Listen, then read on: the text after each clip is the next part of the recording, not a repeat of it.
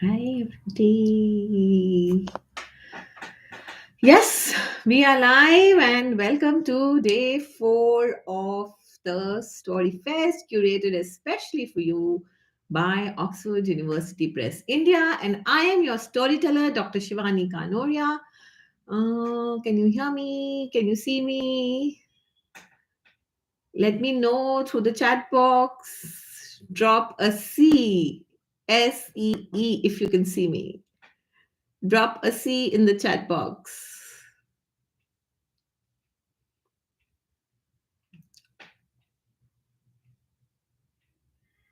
All right. Okay. Good. So, yes, you can see me. And can you hear me clearly? Drop a here if you can hear me clearly.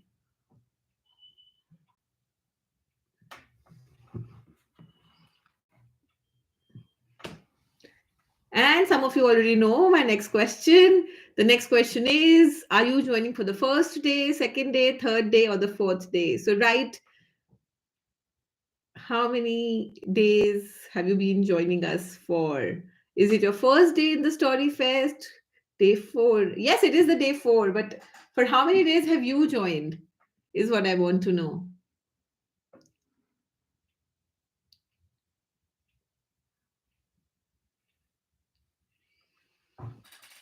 Lovely. This is exciting. And did you share any story with your friend? If yes, which story was it? First, tell me, have you shared any of the stories that you listen to with your friends, children?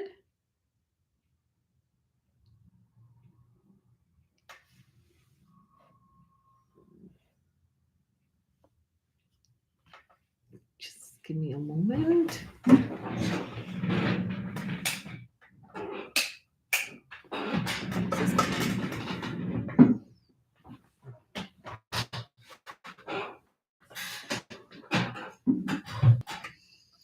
Flying elephant. Okay. You did. Did you? Who did you share it with? Deepika? Monisa? Who did you share this story with? This is so exciting to know that you actually went back and shared the stories with somebody.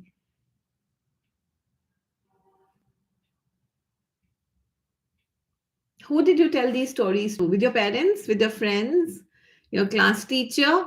Lovely. That's the beauty of stories. Stories are best when they travel. Stories are a beautiful gift that you can give away to anybody without parting. They still remain with you. So keep telling tales, keep listening to the stories, and I hope you're having a fun time. And everybody, welcome to day 4 of the Story Fest, curated especially for students, parents, and teachers by Oxford University Press India, in which we are going through listening to reading many tales from the reading portal of OUPI, which has many stories and books for you. Many exciting stories are there.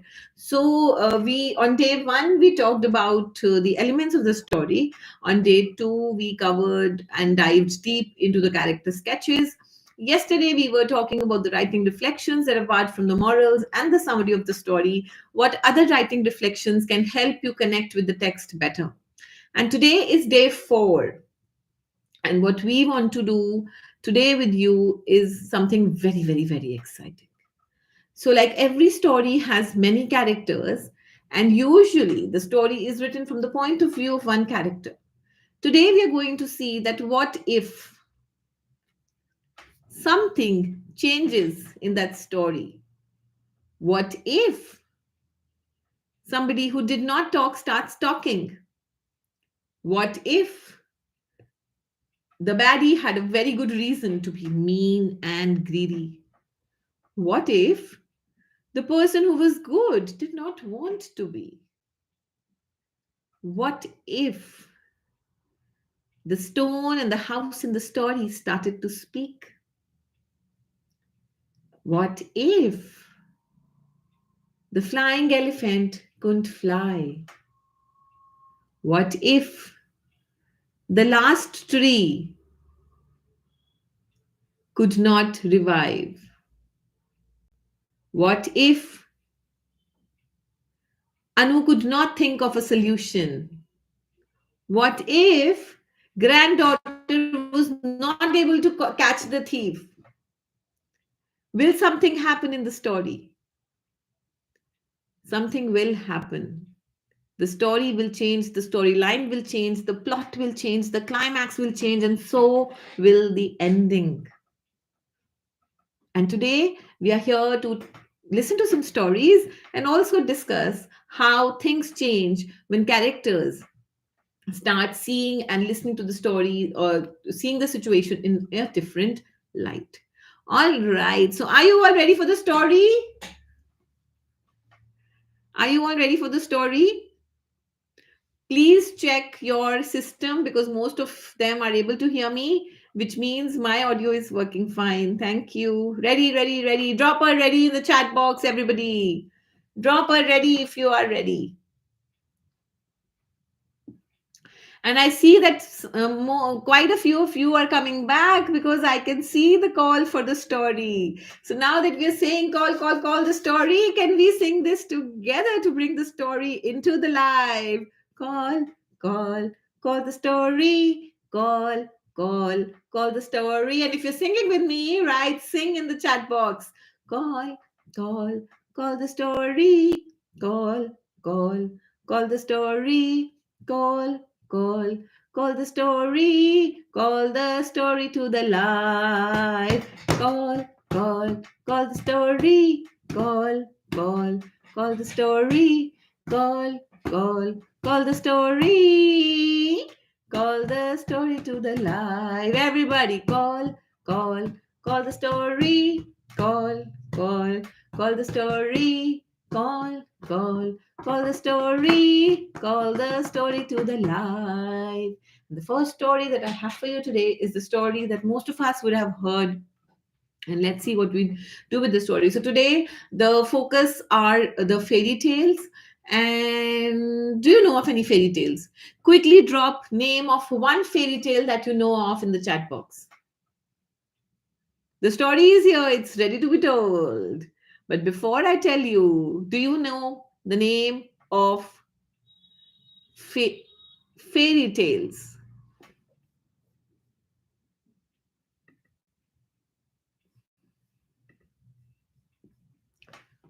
Rapunzel, Cinderella, Goldilocks, Frozen, Peter Pan, Cinderella, Goldilocks, Snow White. What is Goldie and the Eight Feathers? I have never heard of this story. I would like to know. Hamlin, Pied Piper of Hamlin, Snow White, Cinderella, Goldilocks. All right. Yes, Puss in Boots, Lion and the Mouse is a fable. Sleeping Beauty. Right. So today, the story that we are going to listen first is the story that most of you must have heard, and you are going to tell this story with me. The story is about a girl who one day decides to wander into the forest. And while she goes and is wandering in the forest, without realizing, she is so occupied with the chirping birds, running after the squirrels, climbing onto the trees, enjoying looking at the sky, that she forgets that it's time to go home. And she keeps walking and walking and walking inside the forest. Suddenly, she finds a nice little butterfly. Fly, fly, butterfly, fly high in the sky. Everybody fly, fly, butterfly, fly high in the sky. Everybody together. Fly, fly, butterfly, fly high in the sky. Fly, fly, butterfly, fly high in the sky. And it's a beautiful black butterfly with golden spots all around, some big, some small, and it's fluttering its wing. And Goldilocks likes it so much that it keeps following it. And in no time, without realizing, Goldilocks finds herself deep inside in the middle of the woods. She looks around. Which way is home? Now she's no more thinking of the butterfly. She's trying to go home, but she doesn't remember which way to go home from. And then makes her worried. But Goldilocks, being the strong girl she is, she suddenly starts looking for what to do. And while she's looking, she suddenly finds a small house.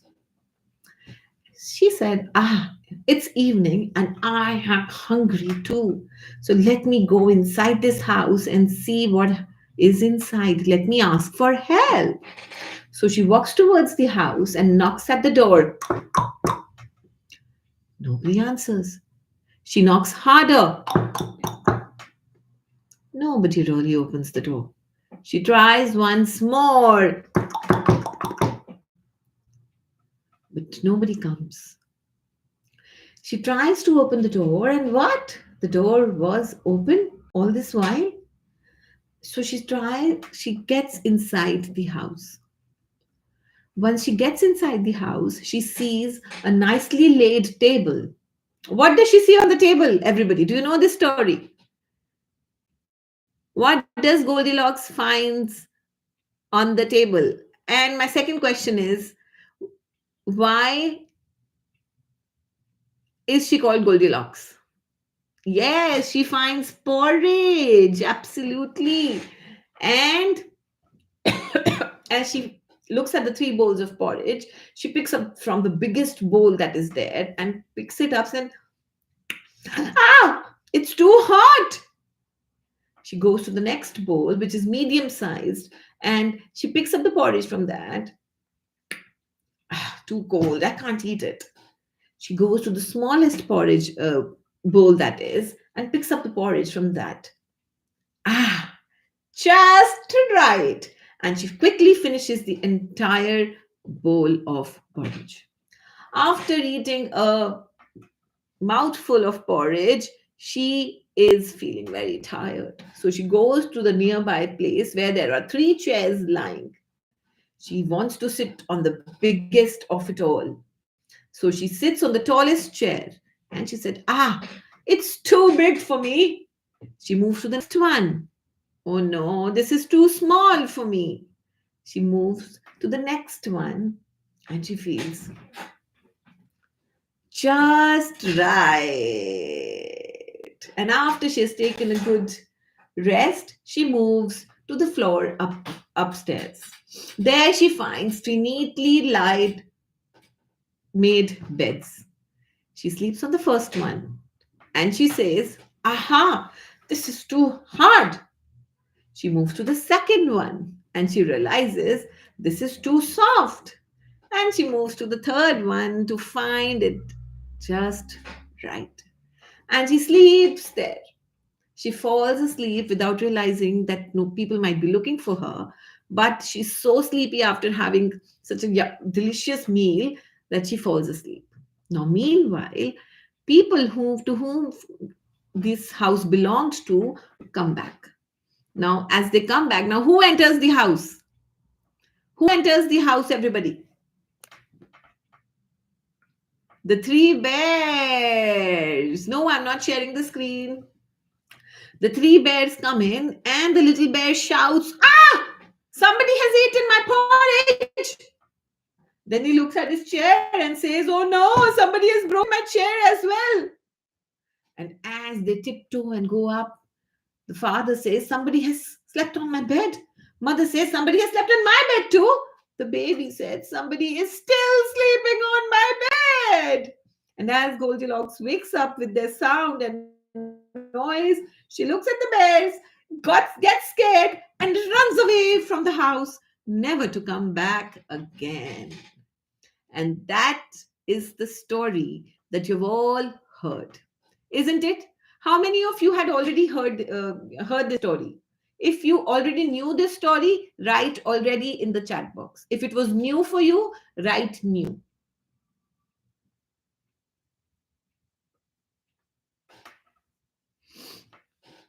Already. Right? Most of us must have heard it because we do this story again and again. We hear it. It's one of the first fairy tales that's done in schools, and we get to hear it. Now, Everybody, do you have your journals with you? If you don't, please go grab a pen and a paper. If you already have it, write I do. If you don't, go get it. And once you have got it, write grab. Yes, I'm waiting, Fatima. Please go grab your journals, please. You do, you do, you do. So everybody who's been joining, they know that we use the journals. Mm, mm, mm. Grab, grab, grab. I do, I do, I do. Okay, okay. Good, good job. So now my thing is, my question or my response or my reflection, writing prompt to you is, what if, what if Goldilocks did not get scared by the bears? अगर कहानी में Goldilock बेर से डर के भागती नहीं तो क्या होता? Can you write a little ending for me? Take a minute. Take a minute. Because after she went, the bears thought that, oh, she was such a greedy little girl. She entered her house, spoiled her house, broke it, ate our porridge, slept on our bed, and when we came back, she didn't even say thank you and she ran away.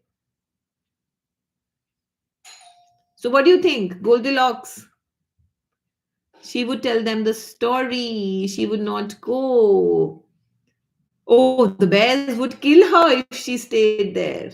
They could have been friends, she would fight back, she would be surprised. Okay, so now when Bess said that she came in, she broke our chair, she ate our porridge, she slept on our bed, and that ran away. And most importantly, she came into our house without permission. So, what do you think? What kind of girl is Goldilocks for bears? Can you give me three words that bears are thinking about Goldilocks? Absolutely, there are so many possibilities. I'm loving all the possibilities if she didn't get scared. Oh, they would make her a maid. They think she's selfish, stupid, mean, greedy, rude. Yes. All the bad things, all the bad negative adjectives, right? Now, what if she stayed back to tell them why she ran away? In this version of the Goldilocks that we've been hearing for years now,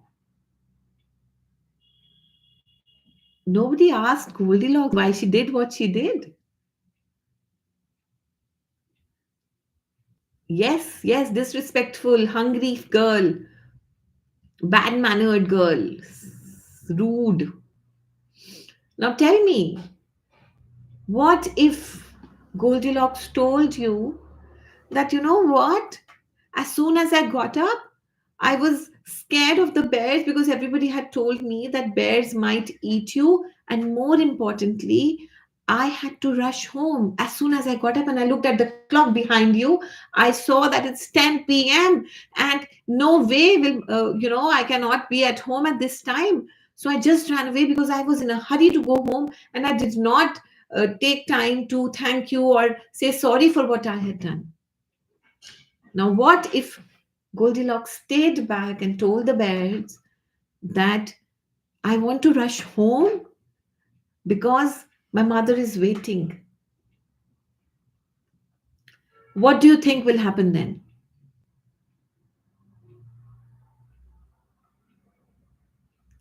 What do you think will happen then?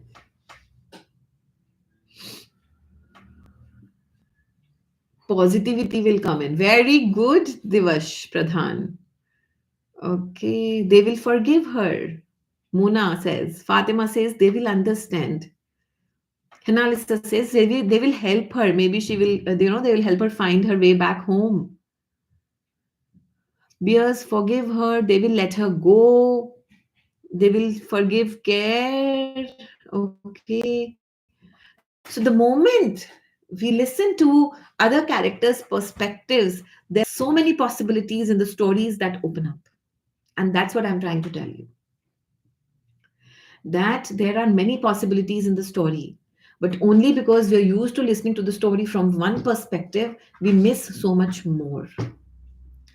So, for the writing reflections today, yesterday, uh, what we are trying to open our eyes and ears and mind and heart to is the fact that looking at perspectives, thinking from the perspectives of different characters in the story, helps us understand the story better, helps us layer and de-layer it. Maybe the original story is not trying to say something, but when we ask what if, there is this whole world of possibilities that open. Now, let me read aloud quickly a story, a reimagined version of this particular story from one of the books from Reading Portal, which is Learn with Stories, level 4. Okay. The story goes as such, and I'll do a very quick read aloud. This is written by C.G. Salamander, and this is a kind of a reimagination, keeping the Goldilocks story at the center. In the cold forest by the hills, there lived a family of 3 bears with fur as dark as night. They played together, cooked together, and went on long walks in the evening while their porridge cooled down.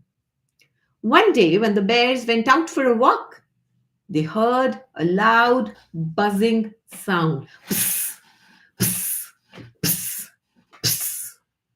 The bears knew where this buzzing sound came from, and they knew that the trees started disappearing wherever they heard a loud buzz. They walked along the woods only to find their friends missing. No trees, no animals. Pa, did the rabbits and the deer move away? Baby Bear asked his father. Papa Bear and Mama Bear remained silent. And what about the owls and the monkeys? He asked. They moved away once the humans began clearing away the forest, replied Papa Bear.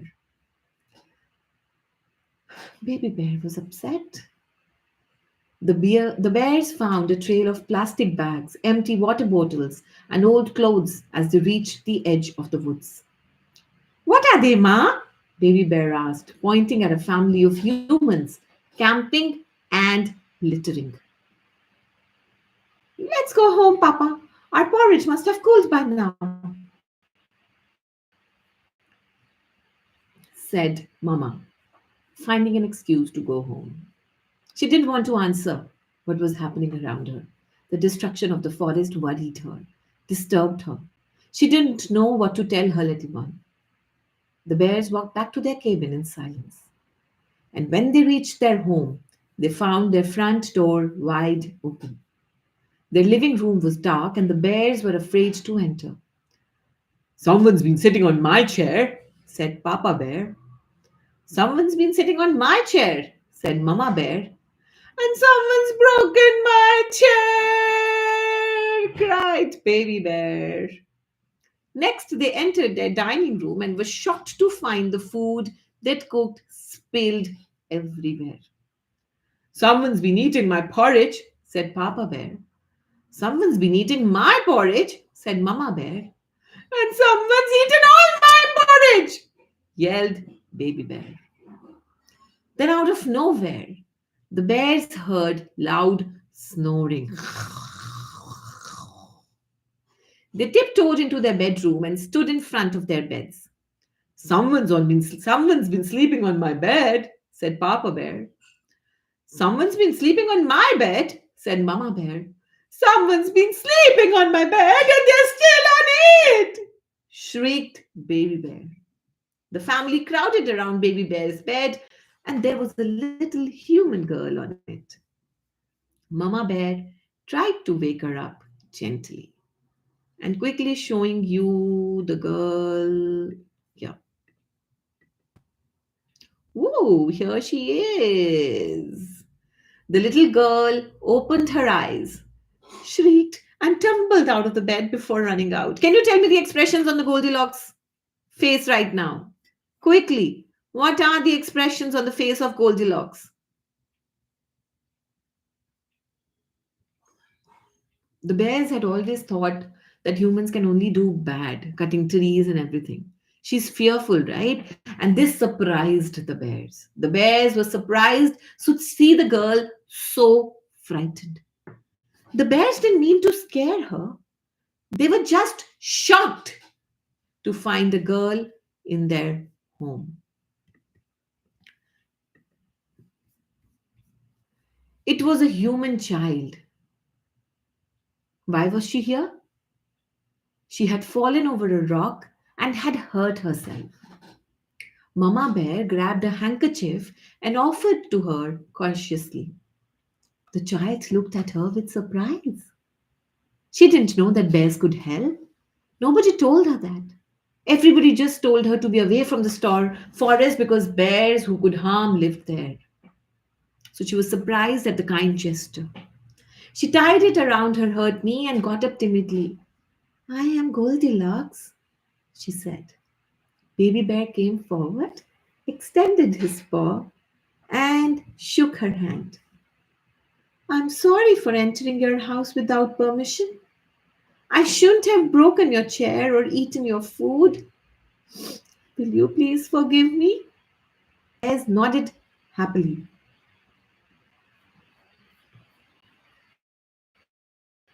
And they started talking with the girl.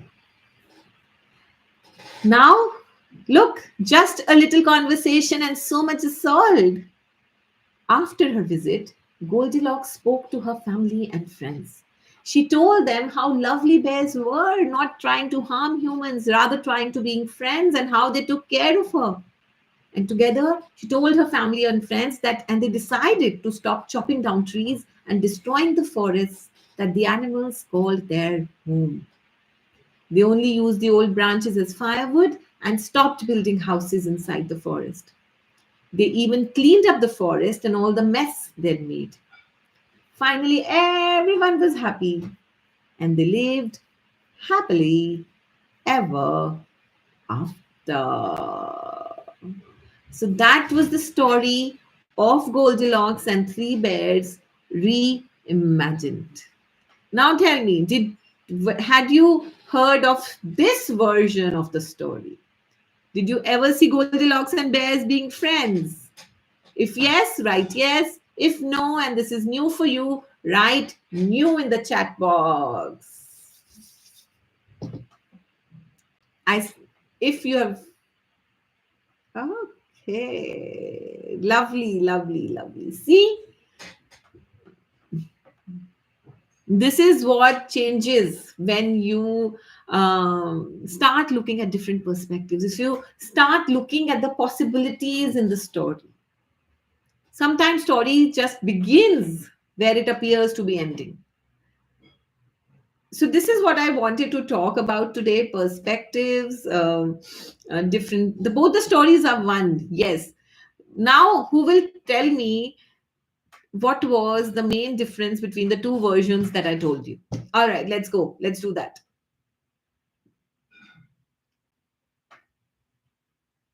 What is the major difference between the two versions that we heard? One is the original Goldilocks, and one is the reimagined version by C.G. Salamander from one of the books in the reading portal.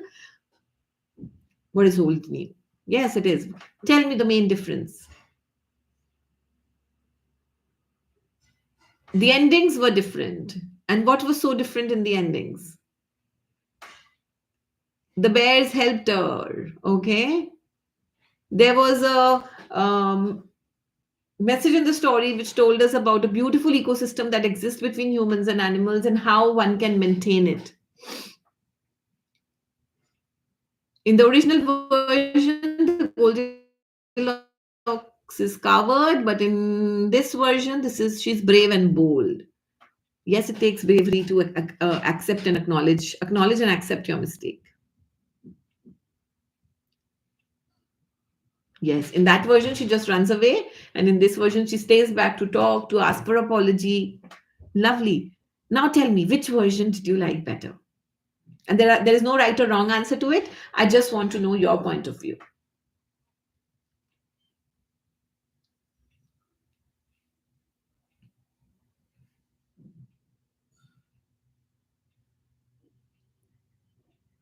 Okay, you enjoyed the second version? Lovely. All right, now this was the first story, and now in one line, since you've been listening and hearing and listening, tell me, what can perspectives do? Okay? Is it important to understand uh, the a story from different perspectives? Yes or no? Is it important to understand story from from various perspectives? Yeah, yeah, yeah, yeah, yeah. Yes, yes, yes, yes, yes. What does it? Most of you are saying yes. How does it help? What does it do?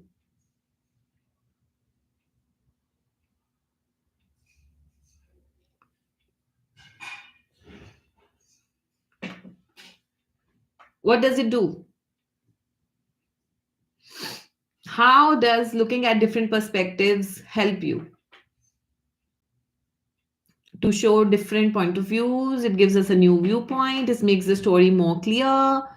It understand helps in understanding. It improves your creativity.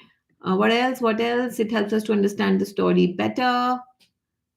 Okay. ये तुलसी ma'am ने सुनाई थी आपको story? Okay Tulsi ma'am, good job. It helps in critical thinking. It helps us to imagine different scenarios. It helps us to develop empathy.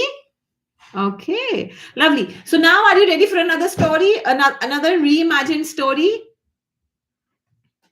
Rajeshwari, please ask your question in the chat box. If you have joined the story class right now, you can catch up the previous part later and stay here. Let's join from here. What we are doing today is trying to understand how can we look at the story from different perspective. Okay. All right. Okay. Are you ready for another story, another reimagined version of another fairy tale? If you are ready, write ready in the chat box. If you don't want to listen to another story, write no. Yes, Jiva, Aimer, call the story, call the story, call, call the story to the live. Everybody, call the story, call the story, call the story, call the story to the live. Everybody, call the story. Call the story. Call the story. Call the story to the light. And to guess which story am I going to tell you? For everybody who has just joined, this is day 4 of StoryFest, curated by Oxford University Press India. And I am your storyteller, Shivani Kanodia. And today we are talking about perspectives, and case in point are fairy tales. Now, to guess which fairy tales reimagined version I'm going to read aloud now, let's do an activity. I want you to go around a house and pick up an object that starts with B and helps you hold many things. Or you may not go and pick it up, just write the response in the chat box. I want you to go around, pick up an object that starts with letter B and it helps you hold objects. Good job, Devil Queen. Sudiksha, basket. Yes, I wanted a basket, Neha. Okay. Go around the house and pick up a cap that's in the color of the big fat guy which comes to us at the end of the year and makes our year joyful. What color cap could it be?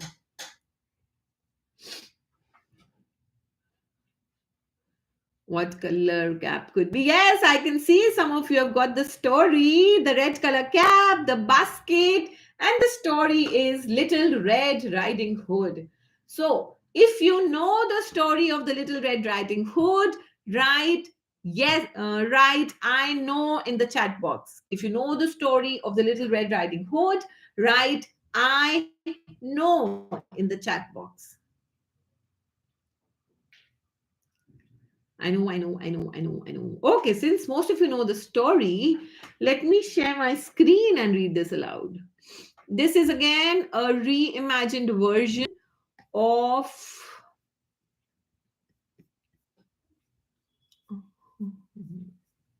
of Little Red Riding Hood, again written by C.G. Salamander, and it's part of Learn with Stories series, level 5.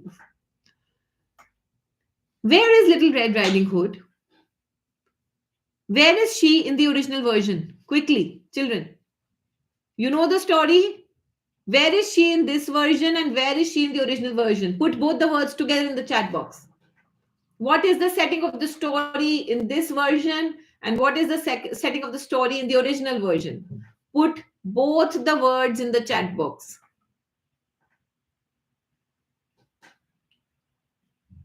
Very good. Jungle or forest, and in here it's a desert. Let's read. Little Red Riding Hood was on the way to her grandmother's house, carrying a basket of her favorite treats. She wore a long white shirt, a bright red skirt, and a dark red scarf to protect herself from the sandy desert winds. Red walked over the sandy dunes, trekked across stretches of land with sharp stones, and kept a watchful eye for scorpions and snakes. But little did Red Riding Hood know that lurking behind the dunes was the smartest, strongest, scariest creature in the desert. Its fur blended in with the sand. Its neck was long and muscular, and its teeth were as long and as sharp as kitchen knives. Can anybody guess which animal is this? Which was the animal in the original version? Which was the animal in the original version, everybody? Camel has long teeth. Wolf was the animal in the original version, but do you find wolves in the forest? Not really, right?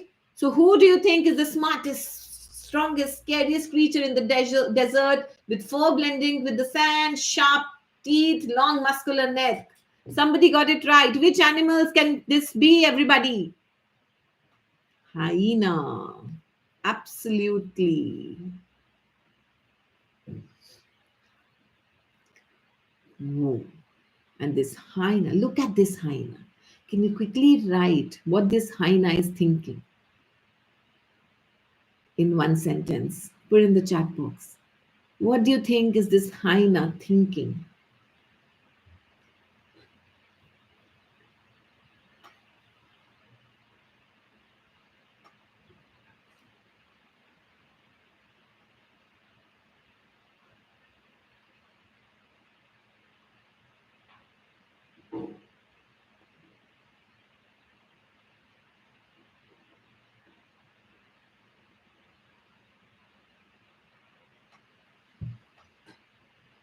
Quickly, everybody, what is hyena thinking? Look at its face.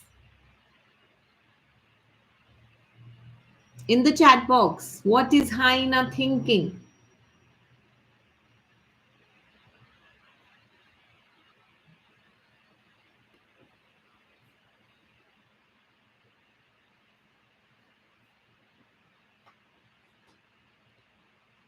To eat Red Riding Hood or the food she is carrying, to eat her, yes, to eat her, absolutely. Thinking to eat the girl. Okay, lovely. So now that hyena is thinking to eat the girl, the horrid hyena smelled the figs, dates, and nuts that Red Riding Hood carried in her basket. He followed her stealthily, crawling and prowling, ready to attack. But just as he was ready to pounce on her, he overheard. "I hope Grandma will enjoy the treats I got her," Red Riding Hood muttered. "I know where Grandma lives. I'll just get there before Red Riding Hood. Then I can gobble everything up." Hyena began to scheme. The hyena sprinted across the desert and headed straight to Grandma's house, sniggering and laughing all the way. Red Riding Hood came across a herd of very talkative camels. So thirsty. Why are we always so thirsty? Complained the first camel. This seems to be the hottest summer that I have seen in all my years. The second camel snapped. Why is that girl staring at us? Asked the third camel, looking directly at the Red Riding Hood. Now, can you guess which one is the third camel? Everybody? Looking at the Red Riding Hood. Yes. You can have some of my water if you want. It will help you cool down. Little Red Riding Hood said, catching the camels off guard. You can understand us. Of course, she can understand us. That's why she replied. Could have just been a fluke. Humans can't understand camels. Little Red Riding Hood marched over to the three animals and offered them some water. The camels were more than happy to drink it. I still can't believe you can understand us.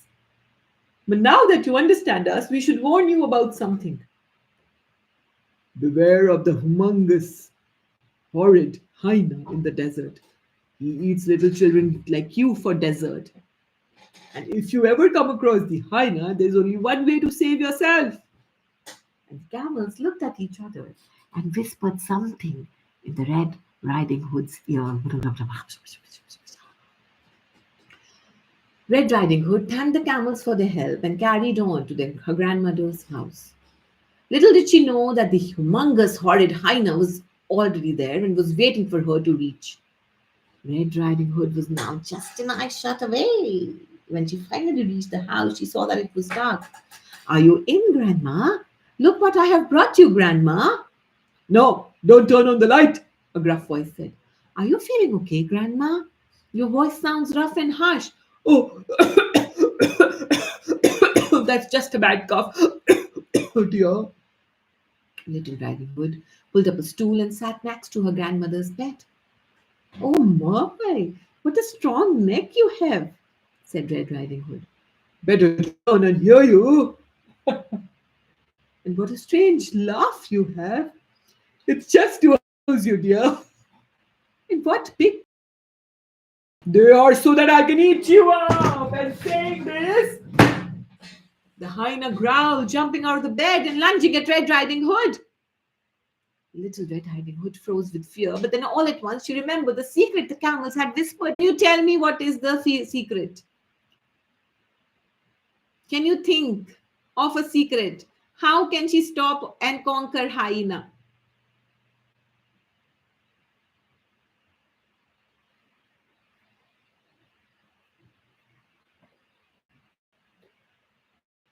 Any guesses, everybody? What's your guess?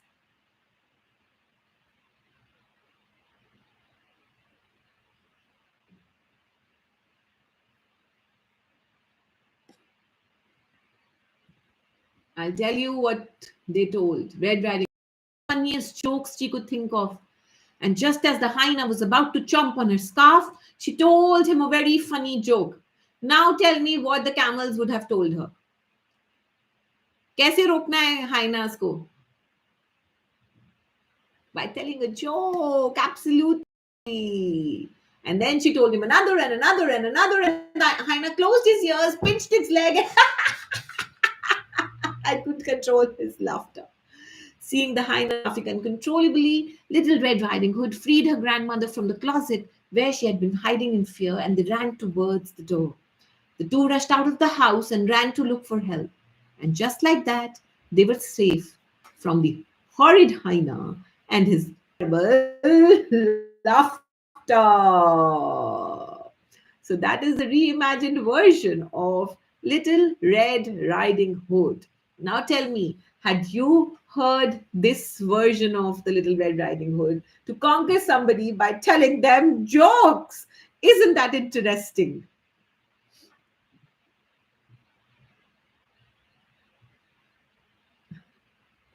Do you find it interesting? Tell me. I find it really amusing. What about you? Stopping the hyenas by telling them jokes.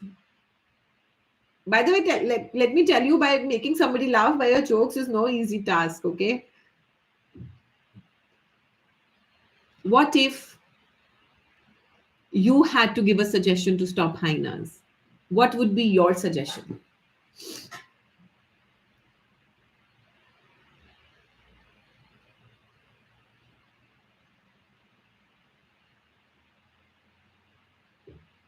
What would you suggest?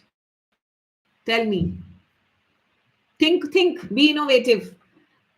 What if you were camels? What would you suggest? How to stop hyena? How to run away from the hyena, or how to save yourself from the hyena if ever he catches you?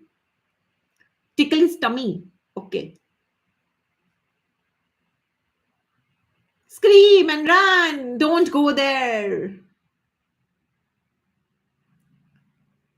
To offer some food to hyena. Run when the hyena is distracted and lock him in the house. Interesting. Yeah, yes, in the normal version, Woodcutter did that. Run away, lock the hyena, tickle the hyena, beat hyena. Okay, interesting. What if, what if Red Riding Hood got back to her home halfway? What if she never reached the grandmother? What if?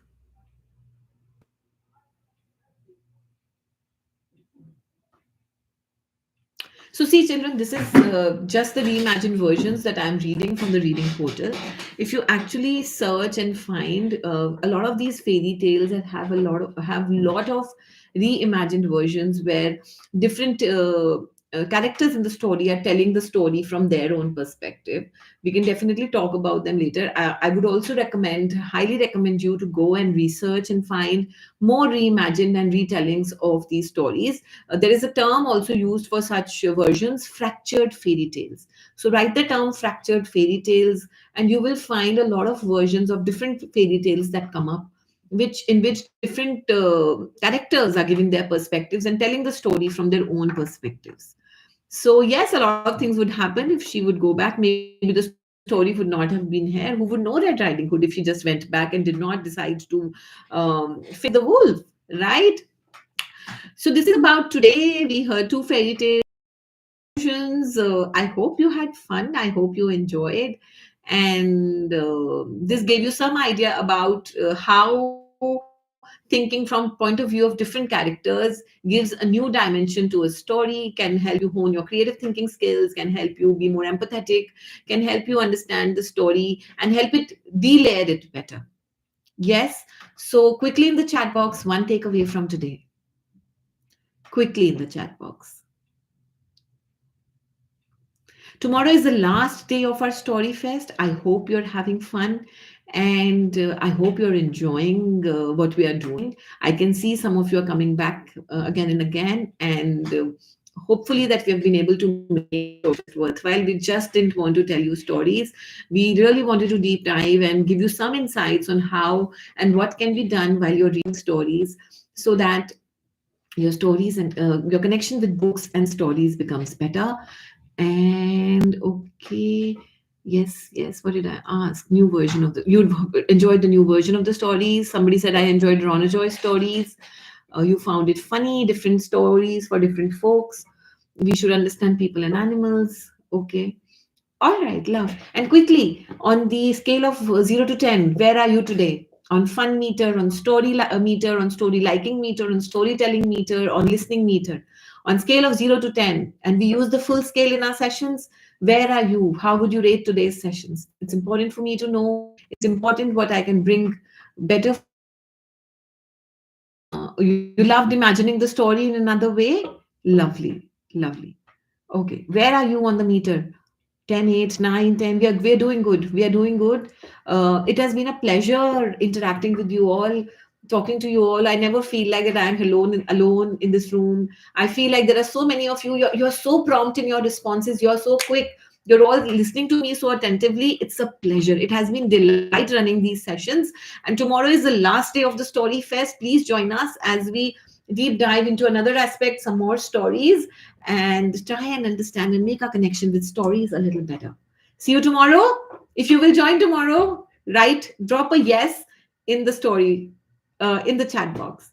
Thank you so much for showering these sessions with so much love, receiving them so well. Make sure that you share about them with your friends so that they can catch up on the recordings and make their bonds with stories a little more strong. Thank you so much, and I'll see you tomorrow. Tadas! Bye, and I'm signing off for today. See you tomorrow at 4 p.m.